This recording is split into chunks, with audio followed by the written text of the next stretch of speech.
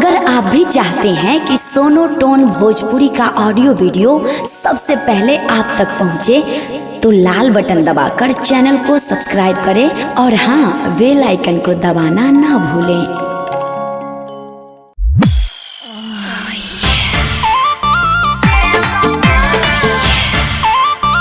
मार के भुभुनवा फोड़ देबो।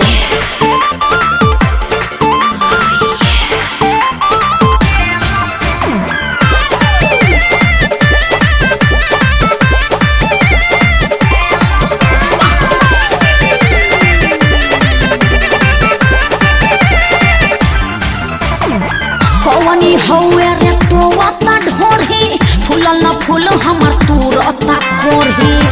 अरे चिल्ले ओहो, कम सिंह जवनिया के खोलता बोरी, लागे कि दांत से दीही खखोरी। होने हटन त नती उठके लदे।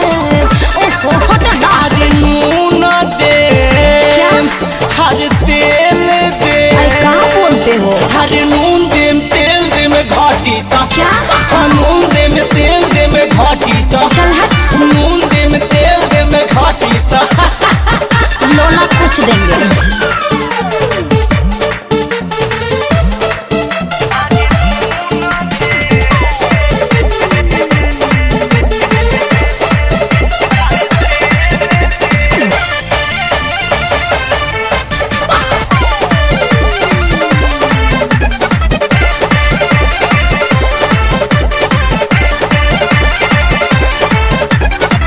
कहवा के ही लो फरबारे, लागता रे गवार रे।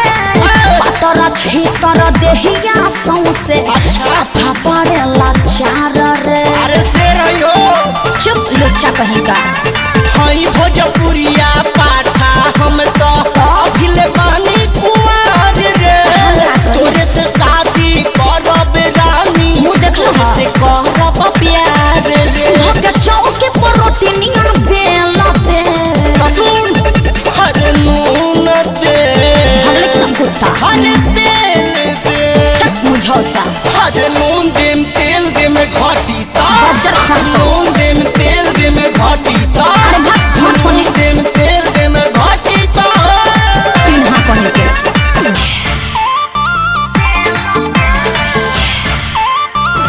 भगले के ना कुत्ता।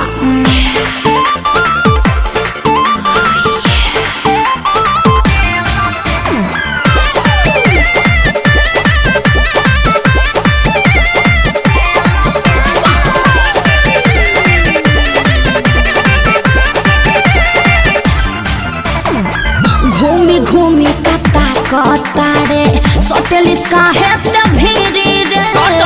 एको रे हाथ नहीं भुइया में बुझले, बेटा नहीं गिरी रे। कते सुन ले, मार के भुभुनवा फोड़ देबो। बारे तू गोरे सुभर सुन ले रे बबुनी, काहे बनेले पंजीरी रे। सोनू सुमन शिव लोगे जी चाहत जन मांगे ले फिरी रे। थाना में तोहरा के जेल दे, सुधर जा। हर नून दे, चल हट। हर तेल दे। लोला कुछ देंगे। हर नून दे तेल दे में घाटी ता। नून दे तेल दे में घाटी ता। नून दे तेल दे मारे घाटी ता। मुझे लगा दे का है नून तेल लेके का करब? सब्जी में डाल के हिलाई। अरे चटक लू हो जीबे।